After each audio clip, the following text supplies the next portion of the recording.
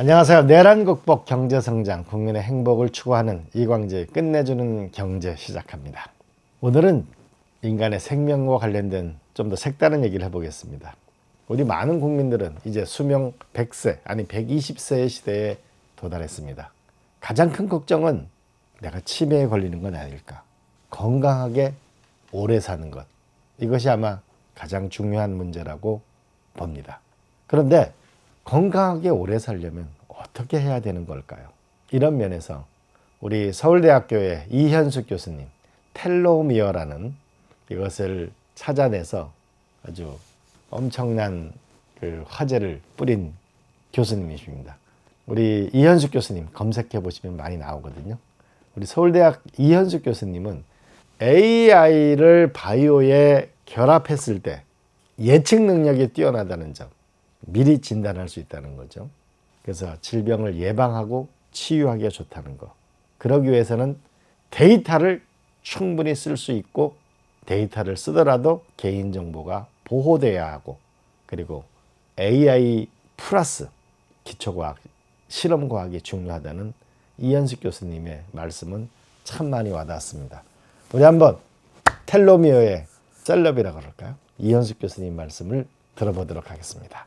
AI 바이오 발전을 해줘야 거기는 실험이 동반된 그러면은 지금 생각하시는 대로 난치병에서 내가 뭐 알츠하이머 하나만이 아니라 암, 뭐 당뇨, 온갖 그 난치병들 있잖아요. 한꺼번에 그 진단해내고 어느 때 내가 어떤 활동을 해야 되는지를 조언을 받을 수 있느냐. 그러려면은 굉장히 많은 그 과학의 데이터와 그거를 실험하는 이제 플랫폼이 또 같이 개발돼야 되는 거죠. AI 바이오에서 중요하다고 생각되는 거는 데이터, 그 다음에 AI 만들고 실험, 이게 아니라 세 개가 같이 가야 되는 거죠. 그리고 그 다음에 이제 뭐 아시아 인종 이거에 뭐 바이오 데이터 중요성을 굉장히 많이 강조했었지만 각 기관과 병원에서 그 표준화되어 있지 않고 따로따로 있거든요. 예. 이 통합이 안 돼 있습니다. 그래서 뭐 빅데이터 통합 산업도 하지만 저는 쉽지 않을 거라고 생각하거든요. 그 면에서는 굉장히 뒤져 있어요. 개인정보보호법이요. 그 제3자의 연구를 원활하게 하는 걸 모두 다 막아요. 아, 개인정보. 예. 그래서 이제 자기 데이터이기도 하고 건보에 다 들어가 있는 우리 국가 이제 기금으로 들어간 건강보험 데이터인데, 제가 만약에 그거 어떤 분석을 하려고 그거 다 빼내서 보게 해주세요라고 하면 불가합니다. 전혀 예상치 않았던 연구 주제에 대해서는 각각에 가서 또 다 허락을 받아야 되니까. 네, 이현숙 교수님의 말씀을 들으면서 저는 제일 와닿는 게, 결국은 우리가 패치도 붙이고 시계에 건강 심박수 하는데 결국은 데이터를 수시로 체크를 해야 되잖아요. 근데 우리 가끔 보면은 작년에 건강검진을 받았는데 갑자기 암이래. 이건 뭐지? 이럴 때가 많잖아요. 그러면 실시간으로 건강을 체크할 수 있는 데이터, 이것이 병원과 연동되고, 물론 본인이 동의해야 되겠죠. 그러면 운동, 식단 조절, 언제 병원을 가야 되는지, 이번에는 PET를 찍어야 되는지 아니면 혈관을 찍어야 되는 것인지, 건강검진도 체크할 수 있고 건강관리를 해나가면 훨씬 더 건강한 인생이 될 수 있을 거라고 생각합니다. 저는 미국이 2016년도에 21세기 치유법이라는 법률을 통해서 의료 관련 데이터를 API를 공개한 이후 미국의 헬스케어 관련 스타트업이 6배가 늘었습니다. 폭발적으로 바이오 시장이 생긴 것이죠. 우리도 이현숙 교수님의 지적대로 의료 관련된 API를 열고 개인정보를 더 철저히 보호하게 된다면 현재 세계적인 의료 수준 플러스 AI 바이오가 붙으면 저는 반도체, 자동차, 조선 그 다음으로 가장 큰 부가가치를 낼 것이 저는 바이오 산업이라고 확신합니다. 우리가 한번 의료 관련된 API를 개방하고 AI와 실험의 나라, 도전하는 나라가 되면 훨씬 더 미래 산업도 일자리도 나라의 부도 더 좋아질 거라고 생각합니다. 제 설명이 좀 부족하거든요. 그럼 우리 이현숙 교수님의 JTBC나 각종 방송에 나오신 텔로미어 이현숙 교수님을 검색해 봐 주시기 바랍니다.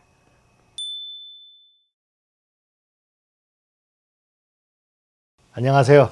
내란 극복, 경제 성장, 국민의 행복을 추구하는 이광재의 끝내주는 경제 시작합니다. AI는 세상을 정말 장밋빛으로 바꿀까요? 아니면 디스토피아, 기계가 인간을 지배하는 세상으로 바꿀까요? 소수만 살아남고 다수는 레디 플레이어 1에 나오는 영화처럼 그걸 쓰고 가상세계에 사는 이런 디스토피아가 나타날까요? 한국은 AI에서 도대체 어디에서 경쟁력을 가지게 될까요? 근데 미래 사업이 뭐다라고 한마디로 하면 뭘까요? 그건 저는 휴머노이드 옵티머스라고 봅니다. 이것은 여러분들이 보셔야 될 것은 인류사에 없었던 가장 큰 자본주의가 태생하고 나서 사실은 우리는 여러분 경제학에서 우리가 원론에서 배울 때 생산함수는 Y는 이퀄 L과 K의 함수라고 얘기를 합니다. L이 노동력이고 K가 자본함수죠. 그리고 기술도 K에 들어가 있습니다. K에 대한 발전이 생산성을 높여냈던 거죠. 왜냐하면 이 K가 발전하면 K 옆에 있는 L도 같이 생산성이 높아지는데 L은 증가할 수 없습니다. 노동이라는 게 한계가 있다는 거죠. 그렇죠. 노동 시간도 한계가 있고 노동력도 한국 사회가 노동력을 1억 명으로 끌어올릴 수는 없죠. 전체 인구가 5천만 명밖에 안 되니까요. 근데 여러분 한번 생각해 보십시오. 이 L에 대한 한계가 사라진다고. 그러면 자본주의가 작동했던 생산 함수가 바뀌는 겁니다. 그렇죠. 자본과 노동과 기술 여기였는데 과거엔 노동이 컸는데 네. 자본과 기술이 압도적 위로 가는 것이죠. 그렇죠. 그러니까 저는 완전히 인간의 노동이 지구상에서 사라질 거라고 생각하지는 않습니다. 로봇을 관리 감독하는 일들은 분명하게 존재할 거고 로봇이 확장되면서 산업이 커지면서 이것을 관리 감독하는 일자는 늘어나겠지만 문제는 이 절대적인 수가 지구상에 있는 인간이 다 일자리를 모두가 찾을 수 있는 일자리가 안 될 수 있다라고는 생각이 들어요. 근데 이건 대단히 먼 미래고요. 그래서 그 과도기적으로 우리가 어떻게 될 것인가. 예를 들자면 9월 둘째 주에 이제 스탠포드 대학에서 나왔던 이 연구 결과에 따르면 AI에서 일자리가 주는 효과가 처음으로 이제 제대로 측정이 됐는데 전체 산업에 지금 일자리 감소 효과가 있는 것이 아니라 딱 세 가지 직종만이었어요. 하나가 개발자 직종, 두 번째가 이 고객 응대 직종, 개발자 응대 직종. 그러니까 응대 직종은 이제 고객들이 전화 받는 직종이에요. 세 번째가 마케팅 직종이에요. 근데 1위가 개발자인데 개발자 전체에게 부정적 효과가 있는 게 아니라 만 21세에서 25세에게만 부정적 효과가 있습니다. 즉 주니어들의 일자리가 필요 없고 초급은 AI가 잘하니 시니어들이 요즘 신난 거예요. 알겠습니다. 주니어랑 일 안 해도. 그러니까 이런 부분에서 예를 들면 주니어 할당제를 도입한다든지 처음부터 뭐 로봇세, AI세 이런 것이 아니라 지금 주니어들이 고통받고 있으면 기업에게 장기적으로 기업도 주니어가 있어야 될 거 아니에요. 그러면 주니어 고용 할당제라든지 이런 식으로 좀 대응하는 것이 전 단계적의 문제에 단계적으로 접근하는 게 맞지 않나 이렇게 생각을 하고 있습니다. 생성형 AI 단계. 한국 뒤처졌습니다. 두 번째 단계. 멀티모달 AI 단계. 구글의 제미나이 같은 걸 보면 우리가 뒤처졌습니다. 그럼 본격적으로 돈을 벌기 시작하는 단계는 세 번째. 에이전트 AI. 즉 서비스를 어떻게 해나가느냐에 우리가 잘할 수도 있을 것입니다. 여기에서 어떻게 기회를 찾을 것인가. 또 하나는 가장 부가가치가 많이 나는 피지컬 AI. AI에 로봇이 붙는 여기서 부가가치가 가장 크게 날 것이라고 얘기합니다. 그러면 AI가 만드는 세상에서 유의해야 될 점은 초급 기술자는 사라지게 된다는 거죠. 왜냐하면 초보적인 것은 쉽게 AI가 하니까. 그래서 초급 기술자의 젊은이들의 일자리가 줄어든다는 겁니다. 오히려 경험자들의 일자리가 늘어난다는 타당성이 있습니다만은 저는 아마 AI 로봇이 생기게 되면 훨씬 인간은 더 많은 일을 하게 될 거라고 봅니다. 지금 바닷속에 잠수해서 일을 할 수 있는 거는 오래 못 있잖아요. 근데 로봇은 들어가서 아마 바닷속에서 일하는 로봇이 생기겠죠. 근데 우주도 가겠죠. 무한정의 일자리가 다 늘어나는 측면도 있을 것입니다. 그리고 이렇게 디지털이 강해지면은 아날로그적인 거 오히려 훨씬 더 인간을 그리워하게 되는 아날로그가 강해지는 반동도 또 있으리라고 생각합니다. 그러나 그 모든 것은 개척하는 자의 책임이죠. 미래의 주인공이 되는 방법은 먼저 와 있는 미래를 발견하고 그것을 주도적으로 만들어내든지 아니면 미래를 창조하는 것이죠. 저는 AI에 뒤처지면 따라갈 길이 없고 AI를 앞서 나가면 더 미래가 있다는 그것만은 우리가 함께 공유했으면 좋겠습니다. 그러니까 저도 AI 하루에 한 2-3시간 일을 같이 하거든요. 정말 나날이 발전하는 것을 봅니다. 이제 우리가 의지만 가지면 내 참모 중에 변호사, 의사, 교수 철학자, 음악가 모두를 나의 비서로 데리고 일을 한다. 이런 자신감을 가지고 자꾸 훈련하는 시간을 가지자고요. 남녀노소 할 것 없이. 전 세계의 가장 똑똑한 국민이 대한민국 국민이잖아요. 그래서 AI를 가장 잘 쓰는 국민, 가장 잘 쓰는 학교, 가장 잘 쓰는 기업, 가장 잘 쓰는 나라가 되면 저는 대한민국이 세계를 이끌 거라고 확신합니다. 고맙습니다.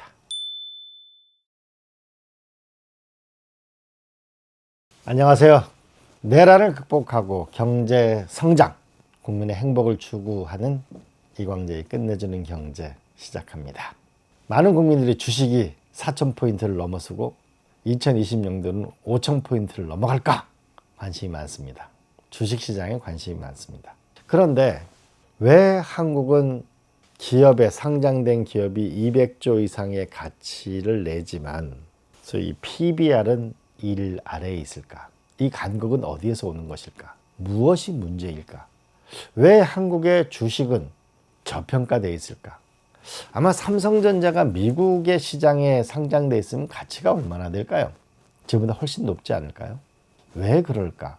라는 부분에서 대한민국의 시장의 투명성, 지배구조, 이 문제에 대해서 집중적인 탐구를 하는, 지난 대한민국에서는 ESG 분야에서는 가장 선두적인 우리 유영재 대표님, 그 다음에 이창훈 전 공무원연금 자금운용단장님, 이 두 분의 말씀을 한번 들어보시면 왜 이렇게 대한민국의 주식이 저평가되어 있는지, 무엇이 문제인지 한번 같이 들어보실까요?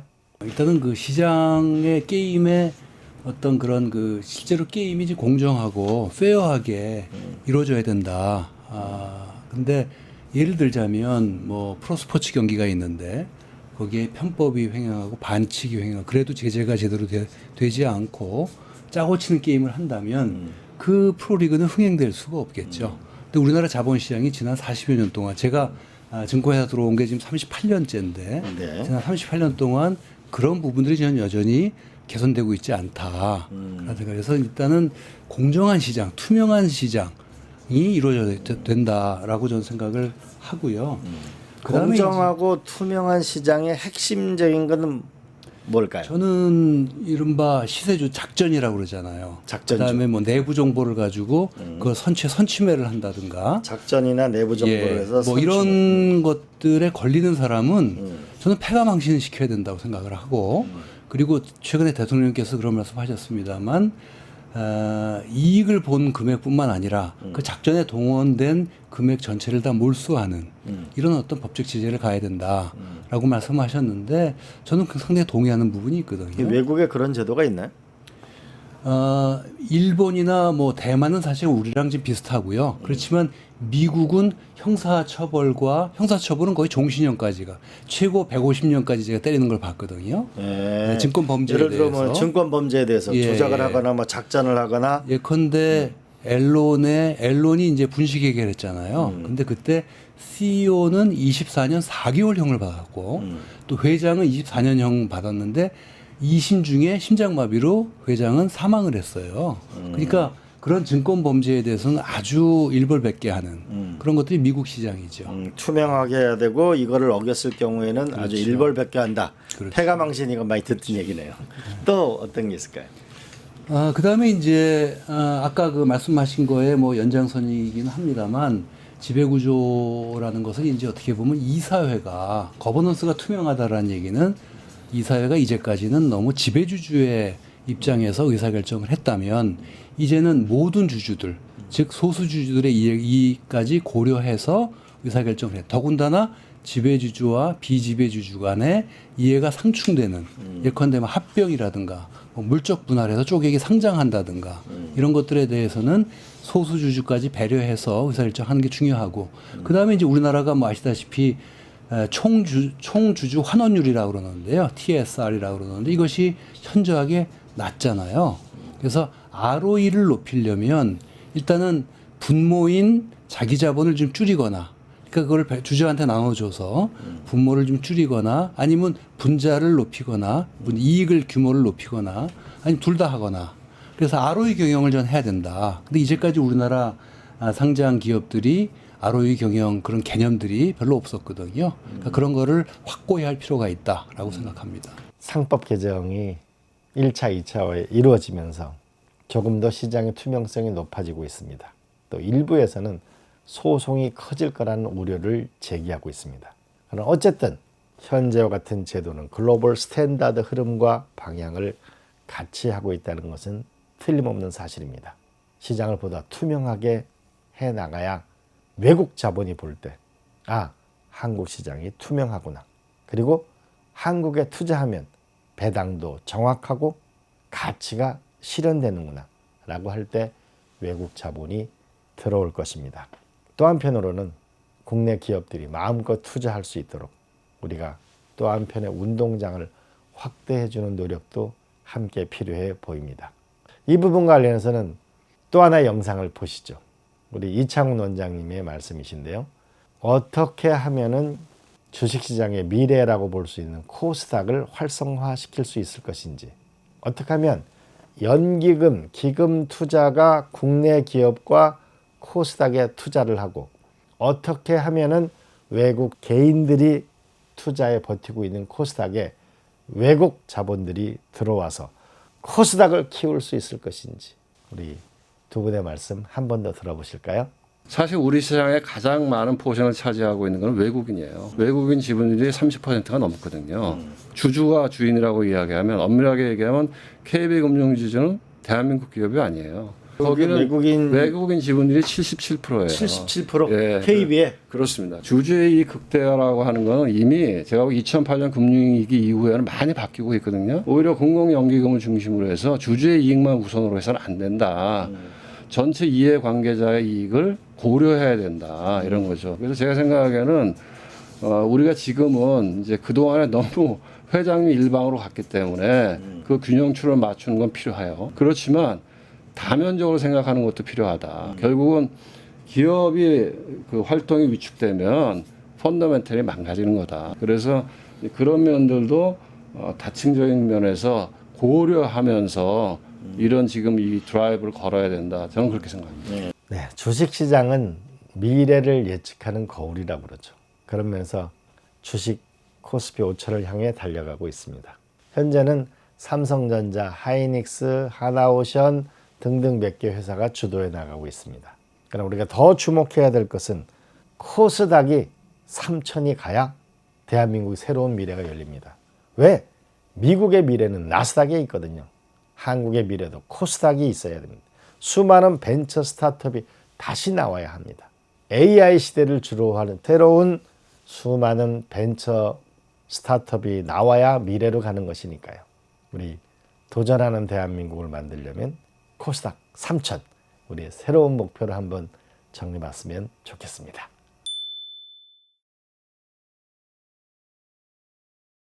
안녕하세요. 내란 극복, 경제 성장, 국민의 행복을 추구하는 이광재의 끝내주는 경제 시간입니다.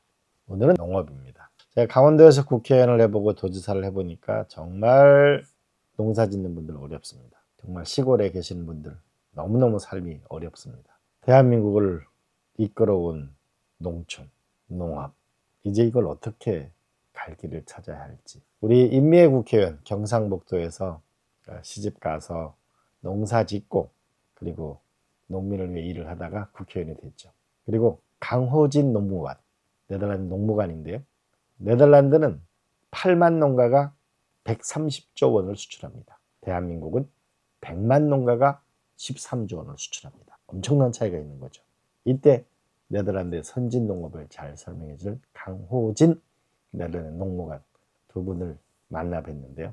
저는 살아있는 이야기를 들을 수 있다고 생각합니다. 먼저 첫 번째로는 농업 예산은 농민을 복지의 대상으로만 보지 말고 구조를 바꿔야 된다는 이분들의 말씀을 영상 하나 보실까요? 돈을 써버리는 느낌, 써버린다라는 느낌으로 정책을 만들고 국회에서는 예산을 편성하는구나. 우리는 그 예산에 온 영혼을 담거든요.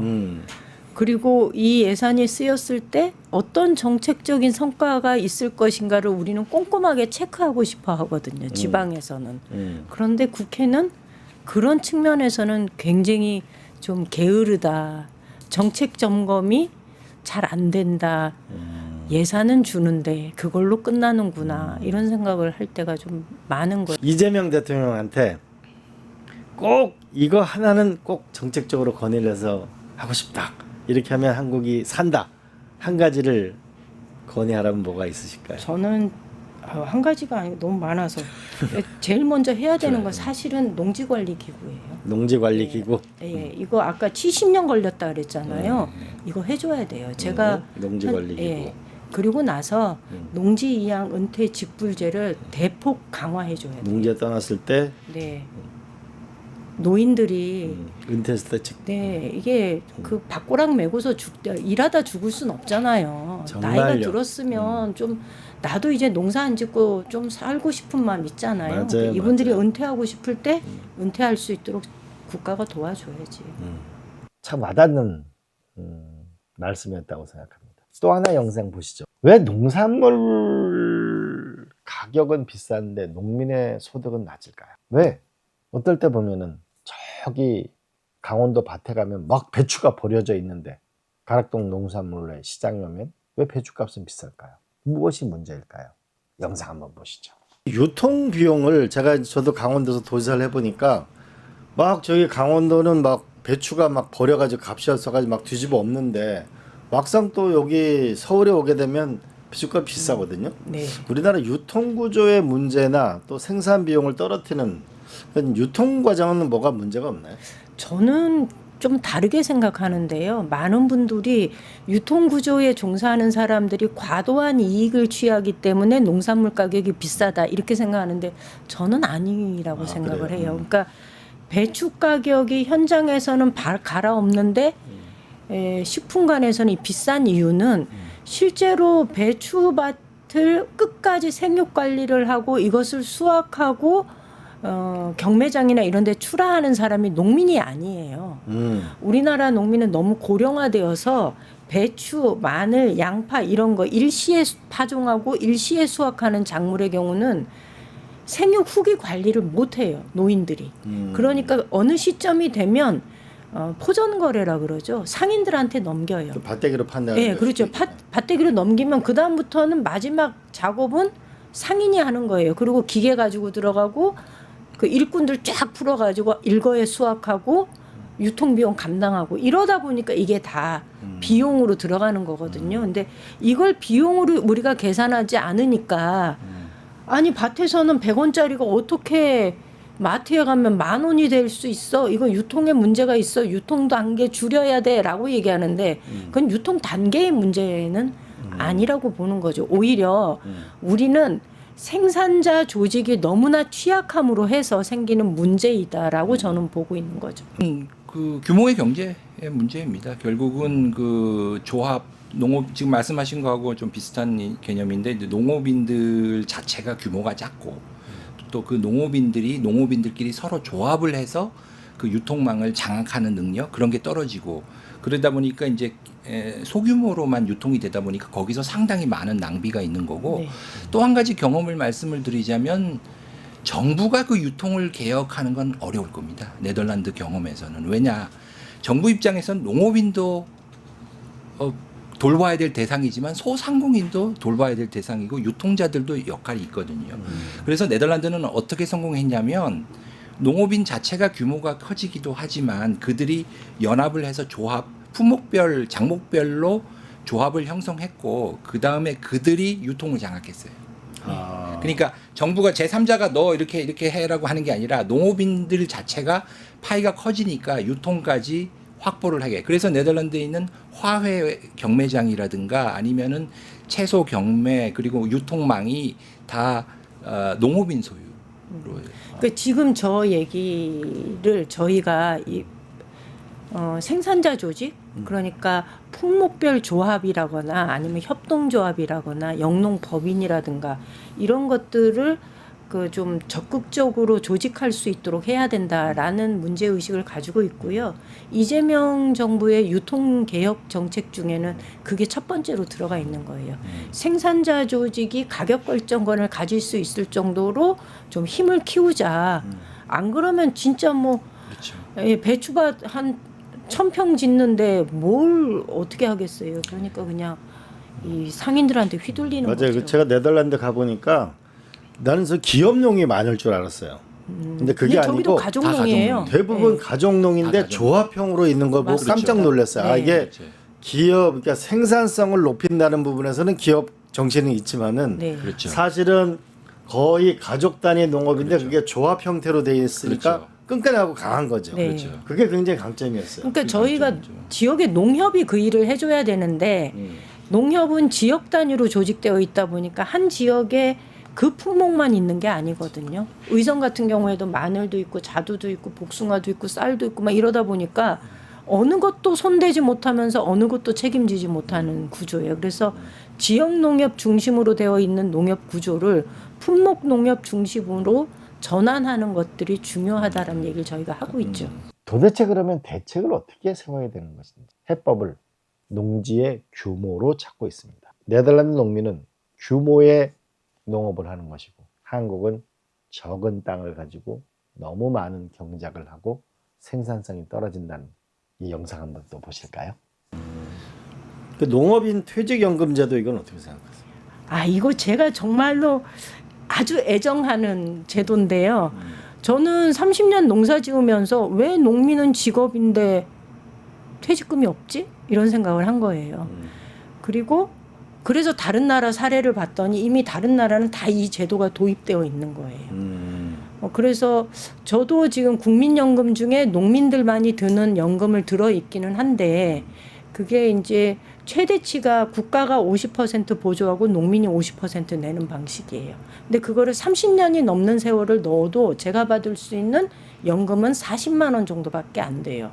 이러면 이거는 불가능하잖아요. 그래서 퇴직연금을 연금답게 하자라는 것이 취지이고 저는 이 퇴직연금 제도가 도입된다는 거는 농업이라는 것이 직업으로 사회적으로 인정받는 것이다. 그다음에 이런 제도적인 것들이 만들어진다면 젊은 사람들이 이것도 직업이라는 것으로 도전해 볼 수 있다라고 생각을 하기 때문에 아주 애정하는 공약 중에 하나입니다. 농민들이 안정적인 은퇴를 하게 되면 또 젊은 층이 들어올 수도 있고. 그럼요. 그러면 다른 여기도 나라 하고 있거든요. 네덜란드도. 예. 예. 네덜란드는 퇴직연금이 어떻게 돼 있습니까? 그러니까 이제 이게 그 네덜란드는 모든 그 2차 세계 대전 이후로 모든 그 정책이 규모화에 포커스를 맞추고 있습니다. 예, 그 규모화의 일환으로 규모화의 일환으로 은퇴 제도가 이제 도입이 된 거고. 그러니까 예를 들어서 이제 우리나라는 지금 이제 1.5헥타인데 그거를 가지고 뭐 은퇴를 하려고 하면 그 연금이 뭐 그렇게 얼마 못 나옵니다. 근데 이제 네덜란드도 예전에 2차 세계대전 당시에는 땅이 농민당 3헥타 정도밖에 안 됐거든요. 그걸 가지고 되는데 그분이 이제 고령화가 되면은 그분들이 이제 나갈 수 있는 그만둘 수 있는 방안을 해줘야 되잖아요. 그러니까 그걸 이제 1960년대서부터 그 농업의 그 발전과 재건 펀드라는 거를 만들었습니다. 농업의 발전과 재건 펀드. 예, 그게 이제 네덜란드 정부와 농업인 단체가 같이 만들었거든요. 그래서 그 3헥타를 빌려줬을 때에 4배, 5배, 6배 정도의 엄청난 은퇴금을 그 매달 받을 수 있도록 지원을 해줬어요. 농사짓던 땅을 약간 적은 규모의 땅을 국가나 이 조합에 주면 주고 예. 그거의 가치보다 4-5배 되는 돈으로 내가 안정적이게 받을 수 있는데 그렇게 되면은 처음에는 그 신청자 베이스로 간 겁니다. 한 명 신청을 하면 그럼 초기에는 많이 몰렸을 거 아닙니까? 그리고 그들 땅이 작았기 때문에 그렇게 돼요. 근데 이제 그게 규모화에 성공을 하게 되면은 나중에는 더 이상 신청자가 없게 된 겁니다. 왜 그러냐? 그렇죠. 네덜란드가 평균 30헥타인데 그거 팔면은 편하게 살거든요. 그러니까 평균 30헥타. 네. 그러니까 밑 빠진 독에 물 붓기 정책이 아닌 거예요. 그게 그러니까 이게 한시적으로 저도 우리나라에서 이 제도가 도입되어야 된다고 생각하고 있거든요. 그렇죠. 그 방향성만 있으면 됩니다. 네. 규모화의 방향성만 있으면 예산 낭비가 아니에요. 왜 그러냐면 규모화가 되게 되면 나중에는 그렇게 과도하게 정부가 지원하는 게 필요 없어지게 됩니다. 왜냐하면 농업인이 스스로 그 땅을 처분했을 때의 가치가 내가 지원받는 것보다 더 높기 때문에. 그래서 그거를 처음에 시작을 했는데 1960년대에 시작을 했는데 90년, 93년, 4년서부터는 필요가 없게 됐어요. 이거 참 좋은 예도. 제가 강원 도시 살 때 보니까 네. 시골에 연세 드신 분이 뭐 1000평, 1500평 가지고 여기다 깨 심고 뭐 너무너무 힘들잖아. 네.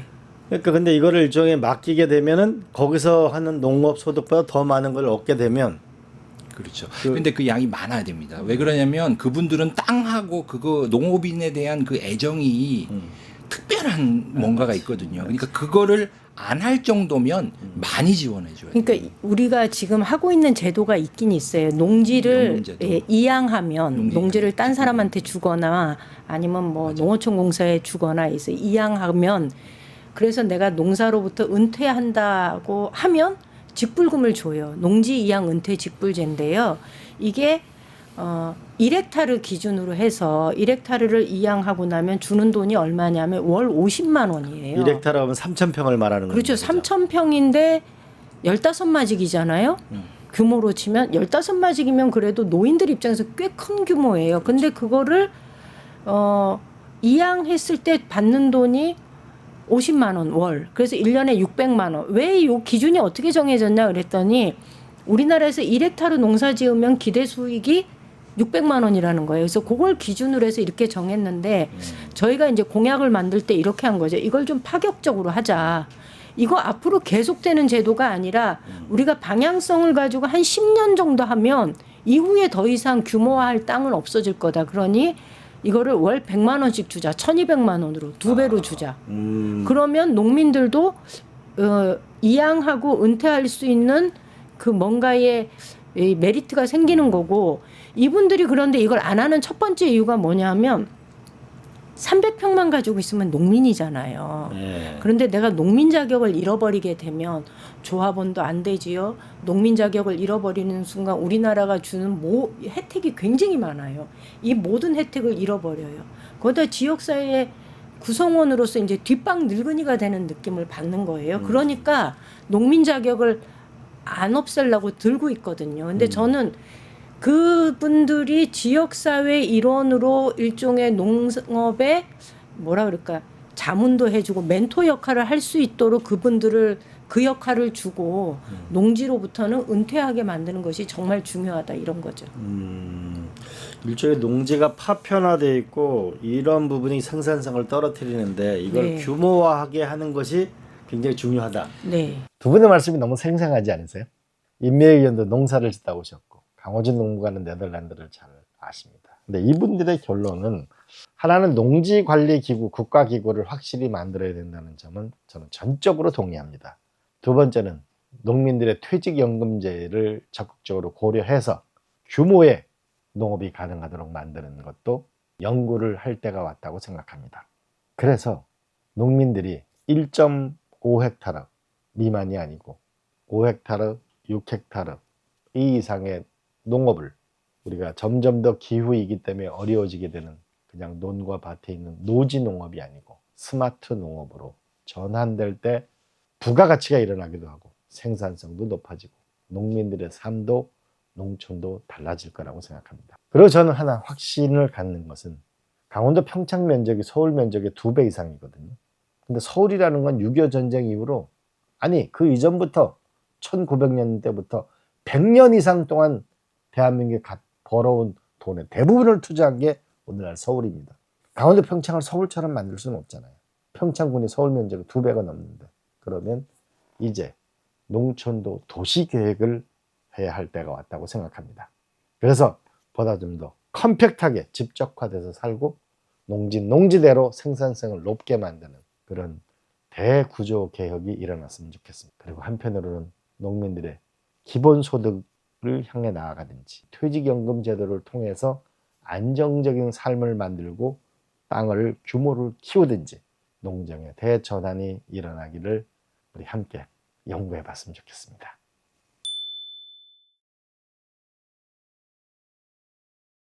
안녕하세요. 내란 극복, 경제 성장, 그리고 국민의 행복을 추구하는 이광재의 끝내주는 경제입니다. 뭐니 해도 머니가 중요하고 경제가 중요합니다. 우리 미국의 캘리포니아 주가 인구가 4천만 정도 되는데요. 이게 1억 2천만의 일본의 총 GRDP를 넘어섰습니다. 충격적인 얘기죠.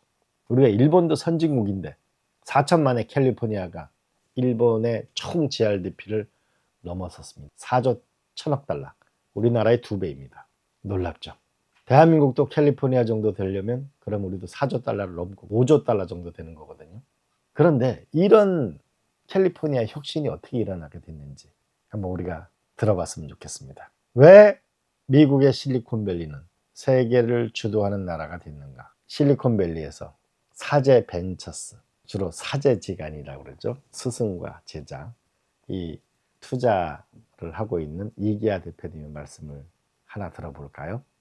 근데 인터넷과 모바일 시대로 오면서 인터넷과 모바일로서 무역을 할 수 있는 나라가 미국밖에 없습니다. 이게 무슨 말이냐면 뭐 프랑스나 뭐 독일이나 일본에서 만든 무슨 뭐 어플이라든지 무슨 소프트웨어 같은 경우는 전 세계 아무도 안 씁니다. 자기만 쓰고 있고 미국에서 만든 모든 제품들 예를 들면 유튜브라든지 우리가 알고 많이 쓰고는 오늘 방송도 나오죠. 뭐 메타, 페이스북이라든지 뭐 인스타그램이라든지 심지어는 뭐 애플, 뭐 구글 그리고 뭐 B2B 쓰는 뭐 세일즈포스 모든 제품들이 미국이 이제 독점을 하고 시작했습니다. 그러니까 인터넷 시대에서 독점을 한번 했는데 모바일 시대도 다시 독점을 했습니다. 그래서 이제 그 영향이 얼마나 크냐면 이제 인터넷 시대로 왔을 때 인터넷에서 상장을 한 이제 2004년에 구글이 상장을 했습니다. 아마 23 빌리언 달러, 한국 돈은 뭐 1달러가 뭐 1000불이 하면 23조에 상장을 했고 그 뒤로 8년 뒤에 이제 페이스북이 상장을 했습니다. 한 2012년에 한 103 빌리언 달러, 그러니까 한 103조 정도를 한다고 하면은 2000년대 초반에 구글이 인터넷을 대변하는 회사였는데 그때 다 버블이라고 했습니다. 아니 무슨 매출이 이거밖에 안 나오는데 무슨 23조냐. 페이스북은 더 버블이라고 했습니다. 페이스북은 그때 뭐 100조인데 야 매출이 이거밖에 안 나오는데 어떻게 100조나 되냐서 페이스북은 거품도 꺼지게 했는데 지금 구글은 그때보다 100배 정도 이상으로 성장을 했습니다. 그럼 현재 미국 주식은 더 성장할 거라고 보는가요? 네. 그래서 이걸 좀 말씀드리면은 그러니까 인터넷과 모바일은 우리 생활에서 어떻게 보면 물이나 전기같이 쓰이고 있습니다. 물이나 전기처럼. 네, 물이나 전기같이 어떤 유틸리티입니다. 꼭 필요한 것들. 근데 인터넷과 모바일이 이런 유틸리티가 됐는데 그 유틸리티를 미국이 독점한 겁니다. 생각해 보십시오. 물을 만약에 미국이 독점을 했다. 이거 엄청난 큰일이잖아요. 그렇죠. 전기를 미국에 독점했다. 이건 엄청난 큰 건데 미국이 인터넷과 모바일을 독점을 하면서 전 세계에서 어떻게 할 수 있는 게 없습니다. 근데 이 앞으로 뭐 미국 시장이 어떻게 커질 것이냐 이거는 굉장히 예측하기 어렵지만 AI 시대가 왔습니다. AI 시대가 오면서 AI 시대가 막 온 게 최근에 이제 오픈AI가 시작하면서 한 2년 정도밖에 안 됐는데 이 AI 시대에도 뭐 중국이 많이 따라오긴 했지만 미국이 독점을 하고 있습니다. 독점이란 게 비즈니스에서 제일 어떻게 보면은 중요한 키워드인데요. 미국이 뭐 저희가 뭐 새로 이제 제미나이가 나왔다, 뭐 오픈AI 5가 나왔다, 뭐 엔비디아 새로운 칩이 나왔다 이렇게 했는데 전 세계에서 할 수 있는 게 없습니다. 딴 나라들이 그냥 어떻게 보면은 그냥 관망하고 있습니다. 뭐가 나오네? 미국 뭐 했나? 뭐 했나 이러고 있습니다. 그래서 미국이 앞으로도 이 AI 시대를 독점을 한다면은 앞으로 미국은 초강대국이 계속 될 것입니다. 다른 나라가 지금 할 수 있는 게 없고 그래서 앞으로 미국의 발전은 계속 될 수밖에 없다고 저는 생각이 듭니다. 스타트업을 시작했을 때만 실패하면은 연대 보증부터 너무나 상황이 안 좋았습니다. 한국은. 그래서 실패를 한국 사회에서는 스타트업이 너무 무서워합니다. 이거는 제가 정부 사람이 듣는다면은 좀 고쳐줘야 됩니다. 연대보증제도 없애야 된다. 예, 그리고 최근에 이제 어느 스타트업이 실패했는데 어느 곳에서 이것을 다시 돈을 갚아라. 이런 것들은 한국 전체에서 그쪽 갚아라도 거기가 만약 갚지 말아라고 하면 그 배임이 되고 계약서에 써 있기 때문에 그쪽도 인정을 하고 이쪽도 인정합니다. 이거는 정부 차원에서 실패를 했을 때 다시 너 할 수 있어. 야, 너 다시 스타트업 할 수 있고 다시 도전할 수 있어. 이런 기회를 줘야지만 글로벌하게 될 수 있습니다. 그렇지 않으면은 한국 사람들이 스타트업에 도전 못합니다. 한 번 실패하면은 나 인생 끝이네. 그럼 다 의대 가죠. 다 의대 가고 여기는 뭐 안정적인 보정이니까 내가 스타트업을 해서 도전할 수 있는 기회를 한국 정부에서 마련해 줘야 된다고 생각이 듭니다. 그렇지 않으면은 스타트업의 기회가 없습니다. 누가 무서워서 스타트업 하겠습니까? 이게 자기가 실패를 했을 때 빚을 다 갚아야 된다고 하면은 파산을 해야 되고 그걸 다 자기가 한다면은 미국은 그렇지 않거든요. 미국은요, 제가 미국에서 투자를 했는데 뭐 하다가 저 그만하겠습니다. 뭐 거기에 대해서 저 다시 한번 해보겠습니다 했을 때 그거에 대해서 다시 박수를 쳐주지. 너 그래 다시 할 수 있어. 할 수 있지만 한국은 뭔가 다시 실패를 했을 때 재도전할 수 있다. 네, 그게 저는 되게 중요한 것 같습니다. 그 재도전을 한국 정부에서부터 먼저 도와줘야 된다고 생각합니다. 스타트업들 많이 지원해주고 이번 정부에서 많이 지원해주고 다시 그러니까 엄청 재원을 해서 할 수 있다면은 재도전 할 수 있어. 이거를 그거 정책부터 바꿔야 된다고 생각됩니다. 다시 도전할 수 있게. 그래야지만 더 많은 기업들이 이스라엘 같이 더 도전할 수 있고 그리고 글로벌 갈 수 있다고 저는 생각이 듭니다. 여러 가지 시스템 쪽에서 저희가 투자 계약서라든지 모든 것들이 글로벌이 된다고 생각합니다. 만약 우리가 글로벌 간다고 생각하면은 그 계약서조차도 투자 조약조차도 많이 그렇게 돼야지만 해외 자본이 들어올 수가 있습니다. 이 영상은 한국은 세계에 처음부터 벤처 스타트업을 만들 때 세계를 나갈 걸 설계하고 하는 전략이 필요하다는 걸 많이 보여줬습니다. 저는 이기아 대표랑 인터뷰를 하면서 또 하나 깊은 인상을 받은 것은 한국은 벤처 스타트업에 함께하는 구조, 그 다음에 실패를 감싸는 구조가 없다. 이 얘기를 듣고 참 많은 걸 생각하게 됐습니다.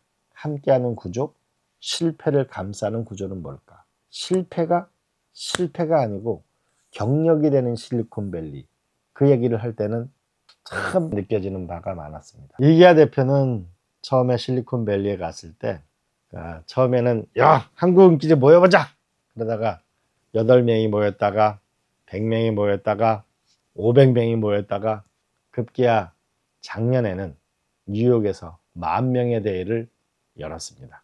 뉴욕에 있는 또 한국인 기업가와 함께 만든 것이죠. 저는 유대인이 전 세계에 한국보다 훨씬 작은 인구를 가지고 전 세계를 움직이고 특히 미국의 경제의 핵심이 유대인입니다. 저는 한국이 이런 한인 네트워크를 충분히 활용해서 실리콘밸리와 판교의 만남, 이스라엘 텔아비브와 한국의 만남, 중국의 심천과 한국의 만남, 이런 글로벌 역량을 함께 키워나갈 때 한국의 벤처 스타트업, 한국의 기업, 한국의 미래는 밝다고 생각합니다. 이제 새해부터는 내년 1월에는 CES에 아마 한국 기업 상당수의 분들이 CES에 가게 될 것입니다. 종석유 벤처부 장관도 가실 거고 과기부 장관도 가실 거고 수많은 국회의원들도 갈 것입니다. 이제 미국의 CES도 중요하지만 한국의 CES 같은 것이 열릴 때 아시아 전체가 한국에 와서 미국이 한국에 와서 이런 새로운 전시회를 만들고 발표하고 투자가 일어나는 대한민국을 꿈꿉니다. 인간의 열정과 창의성에 특허의 금융이 결합될 때 미래가 열리고 현실이 된다고 합니다. 우리 모두 힘차게 벤처 스타트업을 향해 도전했으면 좋겠습니다. 세계로.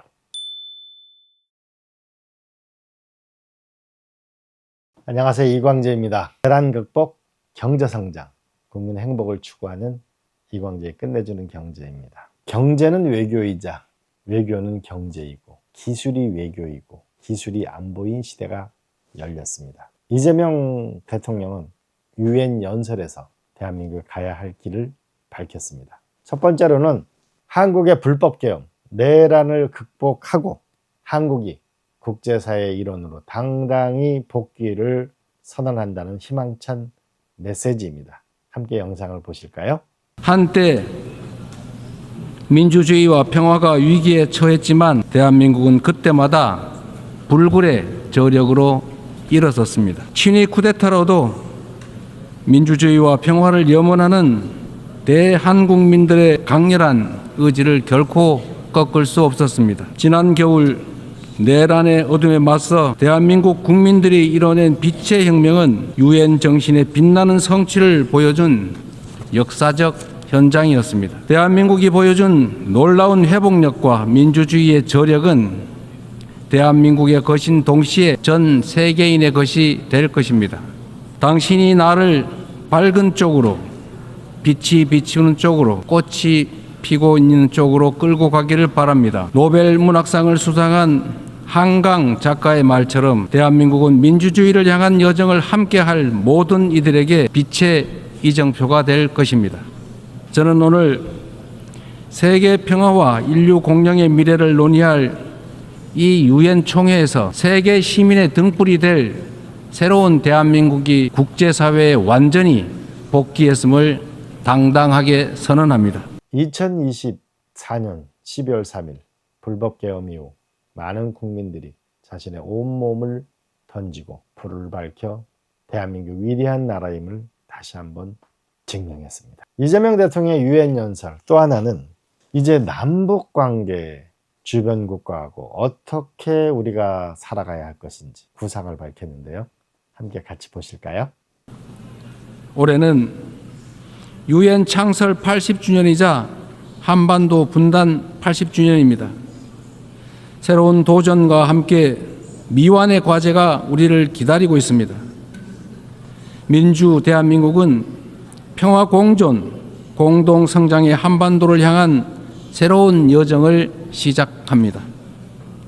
그 첫걸음은 남북 간 무너진 신뢰를 회복하고 상호 존중의 자세로 전환하는 것입니다. 대한민국 정부는 상대의 체제를 존중하고 어떠한 형태의 흡수 통일도 추구하지 않을 것이며 일체의 적대 행위를 할 뜻이 없음을 다시 한번 분명하게 밝힙니다. 남북관계에 이어서 북미관계, 한미관계에 대해서 구상을 들었습니다. 또 하나는 가장 중요한 문제, 북한의 핵무기, 이 문제를 어떻게 극복해 나갈 것인가에 대한 실용적인 로드맵을 발표했습니다. 한반도 평화는 남북은 물론 국제사회가 함께 만들어가는 게 중요합니다. 비핵화는 엄중한 과제임에 틀림없습니다.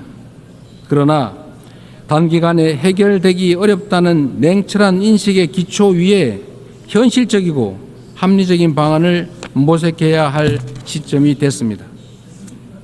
핵과 미사일 능력 고도화 중단부터 시작하여 축소의 과정을 거쳐 폐기에 도달하는 실용적, 단계적 해법에 우리 국제사회가 지혜를 모아주시기 바랍니다. 한반도에서의 항구적 평화 실현은 분쟁으로 고통받는 인류에게 새로운 희망과 가능성을 제공할 것입니다. 대한민국은 END 이니셔티브로 한반도의 냉전을 끝내고 세계 평화와 번영에 기여하기 위한 책임과 역할을 다하겠습니다. 서로 다른 나라의 국민이 상호 협력하며 전 지구적인 도전을 함께 헤쳐나가는 미래가 꿈같은 장밋빛 전망처럼 들릴 수도 있습니다. 그러나 이는 결코 불가능한 꿈이 아닙니다. 평화란 단순히 무력 충돌이 없는 상태가 아니라 다름을 존중하며 함께 살아가는 공동체를 실현하는 것입니다. 다양성에 대한 존중과 열망이 우리 안에 살아있는 한 언제든 연대하고 서로를 포용할 수 있습니다. 국경과 언어, 문화적 차이를 넘어 K컬처가 전 세계인을 하나로 연결하고 있습니다. K컬처의 성공과 확산은 모든 배경의 차이를 넘어 인류 보편의 공감이 가능하다는 점을 입증하고 있습니다. 연대와 상생, 배려의 에너지를 모아 새로운 민주공화국을 열어낸 대한민국은 지속 가능한 미래, 인류의 새 역사를 향해 나아갈 준비를 마쳤습니다. 험난한 여정이 예상되지만 시련이 있어도 도전을 멈추지 않았기에 인류는 한 단계씩 성장하며 오늘 여기까지 올 수 있었습니다. 민주주의의 위기 앞에서 대한민국 국민이 들었던 오색빛 응원봉처럼 국제사회와 유엔이 인류의 미래를 밝힐 희망의 등불을 함께 들어주십시오. 평화 공존과 공동 성장이라는 한반도의 새 시대를 향해 그리고 함께하는 더 나은 미래의 세계를 향해 우리 대한민국이 맨 앞에서 담대하게 나아가겠습니다. 네, 저는 이재명 대통령의 유엔 연설에서 가장 저는 좀 인상적이었던 것이 실용적인 접근법이었습니다. 북한에 우리가 핵을 국제사회가 용인해 주지는 않을 것입니다. 그러나 용인해 주지 않는 것하고 우리가 북한의 비핵화라는 말을 먼저 꺼내서 대화 자체가 시작되지 못하게 만드는 것보다는 중단이라는 용어를 선택해서 대화를 시작할 수 있는 근거를 만드는 것, 그리고 단계적으로 접근해 가겠다는 실용적인 접근은 저는 매우 높이 평가합니다. 우리가 주변 국가들 사이에 둘러싸여 있습니다. 지금 일부 언론에 의해서 한국의 한미동맹파, 남북관계를 중시하는 자주파가 있다고 하지만 한미동맹파도 중요하고 남북관계가 중요한 자주파도 중요하죠. 남북이 잘 지내면 주변 국가가 우리한테 잘해줄 수밖에 없습니다. 남북이 분열되고 갈등하면 주변 국가가 우리를 갈라치기를 할 것이죠. 그러나 남북 문제를 푸는데 미국이라는 문제를 또한 풀어야만 북미 관계가 잘 풀릴 때 남북 관계도 가속도를 낼 수 있겠죠. 이런 면에서 우리가 김대중 대통령의 실용주의 노선, 즉 김정일 위원장의 생각과 말을 클린턴 대통령에게, 클린턴 대통령의 생각과 말을 김정일 위원장에게, 심지어는 숨소리조차 정확히 전달하고 파악해서 필요하면 과감하게 북한에 정정회장을 통해서 소대를 보낼 정도의 과감함을 가질 때는 가지고 또 한편으로는 미국과 긴밀한 협조를 할 때는 협조를 하고 해나가면서 이 두 축으로 한미동맹이라는 축, 남북관계라는 평화와 협력의 두 축을 잘 활용해 나갈 때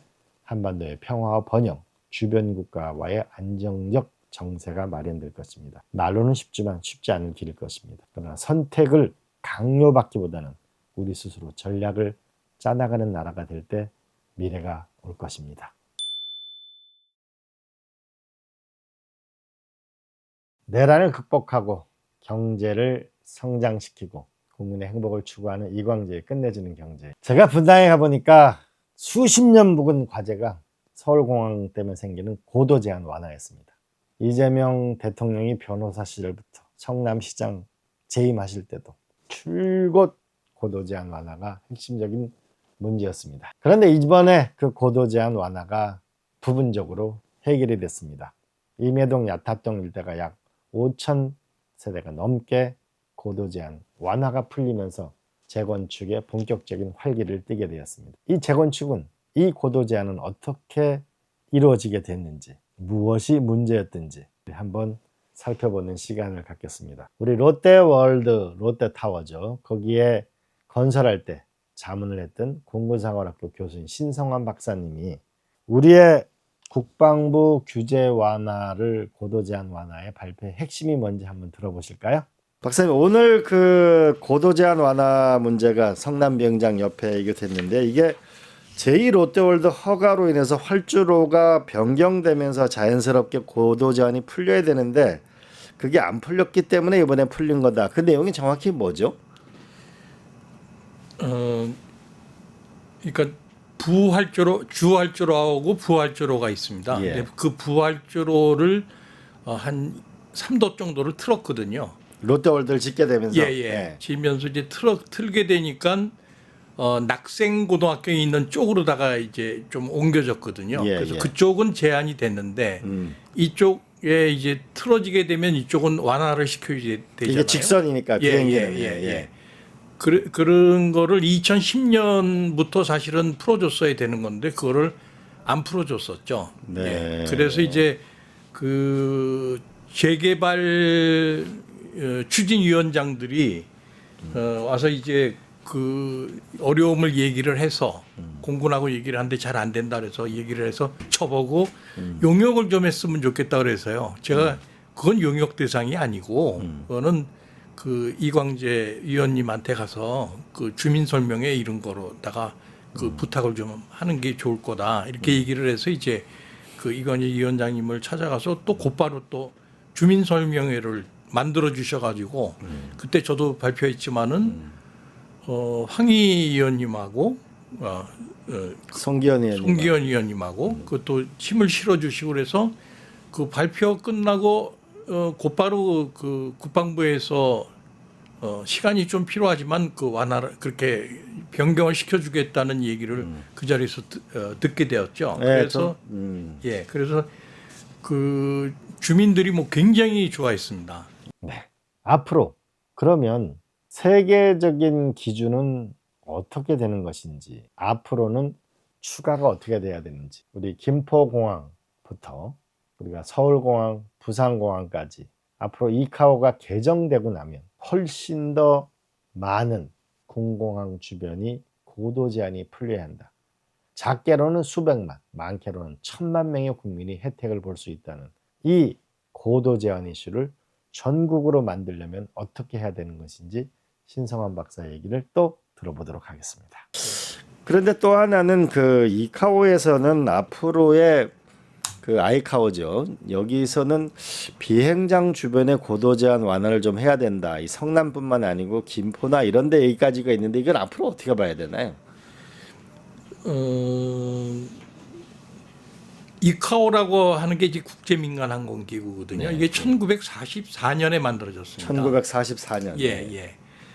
근데 이때 만들면서 거기 부속소 14에 비행장에 대한 에어로드롬이라고 하는 규정을 만들어 놨거든요. 부속소에. 네네. 그러면서 거기서 이제 그 비행장의 비행안전 구역을 거기다가 이제 설정해 놨죠. 설정해 놨는데 그 당시에 비행기는 프로펠러 비행기. 1944년도니까. 예. 뭐 그리고 관제 장비도 별로 안 좋았고요. 그래서 적어도 비행기가 착륙하다 안 돼 가지고 한번 선회를 하게 되면 45m 정도의 그 장애물이 있으면 안 된다. 예. 그래서 그때 만들어진 표가 45m입니다. 네. 그 아파트로 보면 한 15층 15층 정도. 예. 예. 그렇게 해서 됐는데 그 다음에 이제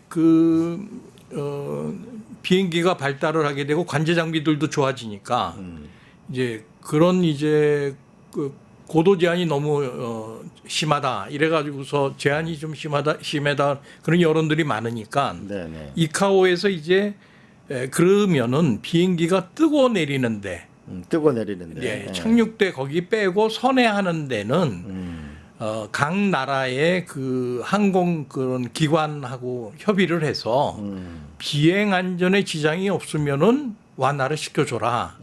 이렇게 이제 이카오에서 얘기를 한 겁니다. 고도 제한이 풀려야 되는 게 맞겠죠? 근데 그러면 다른 나라는 어떻게 하고 있는가를 한번 우리가 또 알아볼 필요가 있습니다. 미국, 대만, 일본 등은 도대체 어떻게 고도 제한을 완화하고 국민들의 삶을 지켜왔는지 그 사례를 한 번 더 보도록 하겠습니다. 라스베가스의 만달레이 호텔은 원래 15층까지가 제한이었는데 43층까지 했고 일본과 대만은 실제 100층이 넘는 건물도 올렸는데 근데 왜 우리나라만 이렇게 보수적으로 하는 거죠? 저도 이제 국토부의 항공안전위원회 자문을 오랫동안 했거든요. 예. 근데 그러면서 고도 제한 완화에 대해서 얘기를 많이 했습니다. 그 완화를 시켜줘야 되는데 좀 관심이 없다 그럴까요? 실제적으로. 그게 이제 국민의 이익하고 무슨 그렇게 큰 국방부가 관심 없어요? 국토부가 관심이 없어요? 뭐 둘 다 관심 없죠. 왜냐면 귀찮죠 우선. 고도 제한을 하게 되면 비행 안전에 문제가 있다 이렇게 생각을 하니까 전부 이제 전부 이렇게 타치를 안 하려고 그러는 거죠. 예. 그런 거에 비해서 그 라스베가스에 있는 만달레이 베이 그 호텔은요. 원래는 그 2km밖에 안 떨어져 있습니다. 그 라스베가스 공항 굉장히 가깝네요. 메카렌 공항이라는 데인데요. 네. 그러니까 2km밖에 안 떨어져 있으니까 비행 안전 구역으로 하면 5구역 안에 들어오기 때문에 거긴 또 똑같이 45m 아닙니까? 그러면 15층밖에 못 지게 돼 있는데 42층까지 이제 허가를 내준 거거든요. 오래전에 한번 라스베가스에서 젊은이들이 모여가지고 축제하는데 위에서 뭐 정신 이상한 사람이 네네네네네. 총으로 쏘고 그랬지 않습니까? 네네네. 그 사람이 쏜 장소가 거의 29층인가 그렇습니다. 예. 네. 그러니까 거기는 40몇 층까지 올려줬거든요. 그다음에 그 옆에 있는 건물들도 전부 40층 정도입니다. 그러니까 이제 그렇게 완화를 시켜준 거고 또 재미난 건 이제 스트래토스피어라고 하는 이 호텔 건물이 있어요. 350m 됩니다. 그건 좀 조금 떨어져 있습니다. 스트레스피어 라스베가스에. 예. 근데 그거는 그렇게 짓겠다고 하니까 안 된다 FA에서 그거는 그 공항에 들어가는 항로에 있다 이렇게 되니까 아니 그래도 우리는 이런 걸 줘야지 이쪽 지역 경제가 괜찮아진다 해서 항로를 바꿨습니다. 네. 예. 그다음에 말씀하신 거대로 타이페이는 타이페이 101이 대표적인 그 건물이지 않습니까? 예, 그거는 101이 그 101층이죠. 예. 그러는데 원래 따지면은 비행안전구역으로 따지면 그거는 그렇게 짓지 못하게 돼 있습니다. 예. 그런데 거기다가 공역을 설계를 따르게 해가지고요. 예. 600m까지 완화시켜 주는 거로 했습니다. 그래서 그 건물을 짓게 했습니다. 물론 거기에 그 공항이 있는데도 불구하고. 네. 예. 그래서 이런 그 고도 제한 완화에 대해서 이 국민의 이익에 대해서 접근하는 게 자세가 좀 틀린 것 같습니다. 예. 우리는 너무 안전만 생각하는데 그쪽에서는 미국, 일본, 대만 경우를 좀 배워야 된다 이런 얘기네요, 그죠? 자, 그러면 이제 우리가 가야 할 길은 명확합니다. 첫 번째는 서울공항은 이제 분당임의 아탑 여기를 보게 되면 그 아파트가 한 어떤 데는 3분의 1, 어떤 지역은 절반, 어떨 때는 3분의 1 정도밖에 고도 제한이 안 풀렸거든요, 단지에. 그러니까 약간 불안정할 수밖에 없지 않습니까? 다 풀리면 좋겠잖아요.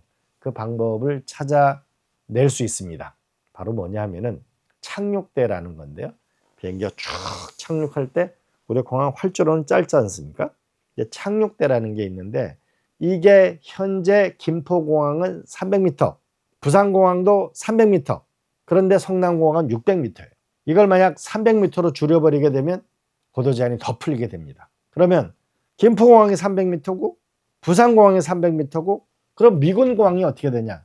여기도 미군공항도 300m입니다. 그러면 미군공항과 동일하게 김포공항과 동일하게 부산공항과 동일하게 착륙대를 300m로 하게 되면 고도 제한이 더 대폭 풀릴 수 있습니다. 저는 이 길을 확실히 끝을 내려고 합니다. 왜냐하면 세계적 보편 기준에 맞기 때문입니다. 두 번째로는 한번 국가가 직접 국방부하고 직접 나서서 이 강서구는 고도 제한 완화가 60% 이상 되거든요. 김포공항 주변 대한민국 전체를 조사해서 고도 제한 완화를 해나갈 필요가 있다고 봅니다. 그래서 과거 2차 세계대전 뒤에 만들어졌던 옛날 비행기가 가져야 된 그런 비행기가 회전하는 구역이라든지 비행기가 뜨고 내리는 그런 과정에서의 국제사회의 룰을 이제 바꿔야 될 때가 왔다고 봅니다. 저는 이재명 정부는 실용 정부이고 과감한 정부라고 신합니다. 이번에 고도 제한 완화는 큰 혜택이 국민의 삶을 지켜주는 결정이 일어나기를 희망하고 또 노력해 보도록 하겠습니다.